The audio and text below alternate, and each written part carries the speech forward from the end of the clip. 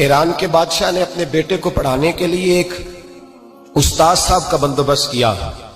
استاد صاحب کو کہا کہ میرے بچے کو دین پڑھائیے، میں چاہتا ہوں کل اس نے عنان حکومت کو سنبھالنا ہے تو یہ دین سے آگاہ ہو جائے، اس کو کچھ سکھائیے، پڑھائیے۔ بہت نیک بزرگ بڑے درویش عالم پڑھانے لگے، اسباق مکمل ہو گئے، دین کے اسباق قرآن مجید پڑھایا، احادیث طیبہ کا درس دیا، اصول فقہ سے روشناس کرایا۔ جب بچے نے مکمل تعلیم حاصل کر لی اور آمین ہو گئی، دستار ہو گئی، فارغ ہو گئے، تو پھر ایک دن استاد صاحب نے کہا بیٹے کل تم نے ضرور آنا ہے، کچھ بات کرنی ہے۔ شہزادہ گیا ملنے استاد صاحب سے، استاد صاحب نے کنڈی لگا لی، ہاتھ میں درہ پکڑ لیا، مار مار کے پورے وجود کو زخمی کر دیا، کوئی غلطی نہیں، کوئی بات نہیں، مارا۔ اب بچہ آیا آ کے بادشاہ سلامت سے کہا کہ ابا جی سمجھ نہیں آئی، بڑا مارا ہے استاد۔ تو سیانے تھے نا بادشاہ، یہاں تو قاری صاحب روز کٹہرے میں کھڑے ہوتے ہیں، مولوی صاحب آپ نے میرے بچے کو کیوں مارا ہے؟ آپ 8,000 کے مولوی ہیں، میرا کئی کروڑ کا بچہ ہے، سویرے بدل لیں گے، خبردار آپ نے بچے کو ہاتھ لگایا، اپنی حیثیت میں رہے معاذ۔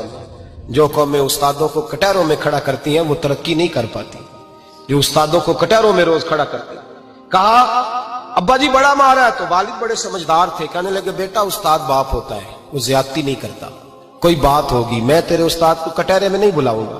اماں سے بات کی، اماں کہنے لگی بیٹا میں تیرے باپ سے کیسے بات کروں، ڈر آتا۔ وقت گزر گیا، 22 سال بیت گئے، 22 سال گزر گئے، بادشاہ کا انتقال ہوا، شہزادہ تخت پہ بیٹھا، پہلا حکم یہ دیا کہ میرے استاد کو بلاؤ، پہلا حکم۔ استاد جی بوڑھے ہو گئے تھے، چھڑی کے اوپر ٹیک لگا کے آئے اور بھویں سفید ہو کے جھک گئی تھیں، یوں آنکھ کھول کے بڑی مشکل سے دیکھا، کہنے لگے شہزادے حکم ہو۔ کب میں شہزادہ نہیں، اب میں بادشاہ بن گیا ہوں۔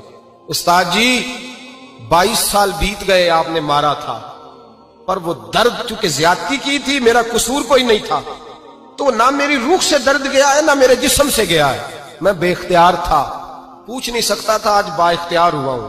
سب سے پہلے پہلا حکم آپ کو دیا، بلایا ہے، بتائے کیوں مارا تھا، کیوں مجھے مارا تھا، میری زیادتی بتائے۔ تو استاد بوڑھے استاد کی آنکھیں آنسوں سے بھر گئیں، کہنے لگے بیٹے بس آج کے دن کے لیے مارا تھا، یہ جو دن آ گیا نا میری زندگی میں اس لیے مارا تھا، یہ میں چاہتا تھا میری زندگی میں وقت ہے، آج کے بس میری مراد پوری ہو گئی۔ کہا صاحب کس لیے، مجھے بھی سمجھائیں۔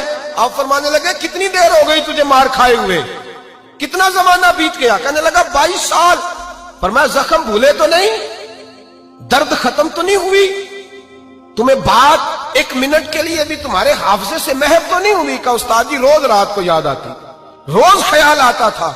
استاد کہنے لگے بھائی تو بے اختیار تھا، پوچھ نہیں سکا، 22 سال تجھے یاد رہا، مجھے پتا تھا تو ایک دن حکمران بنے گا، میں نے تجھے اس لیے مارا تھا کہ بیٹے یاد رکھنا، کسی پہ ظلم نہ کرنا، اگر تجھے 22 سال تک یاد رہا ہے تو جس پر تو ظلم کرے گا اسے بھی قیامت تک یاد رہے گا، اور یہ یاد رکھنا تو آج با اختیار ہوا تو تو نے مجھے بلا لیا ہے، قیامت کے دن غریب با اختیار ہو جائیں گے، مظلوم با اختیار ہو جائیں گے، وہ با اختیار ہوں گے للہ الواحد القہار، رب کریم کی بارگاہ کے اندر ان کا اختیار ہوگا، اکیلے اللہ کی حکمرانی ہوگی، پھر وہ بلائیں گے بڑے بڑے کج کلاہ، دنیا میں جن کی پگڑیاں اونچی تھیں وہ سر جھکائے کھڑے ہوں گے، دنیا میں جو ڈکٹیٹر بنتے تھے ان کی پشتیں لال ہوں گی، ان کو غدار لکھا جائے گا، قیامت تک نہیں بھولے گا۔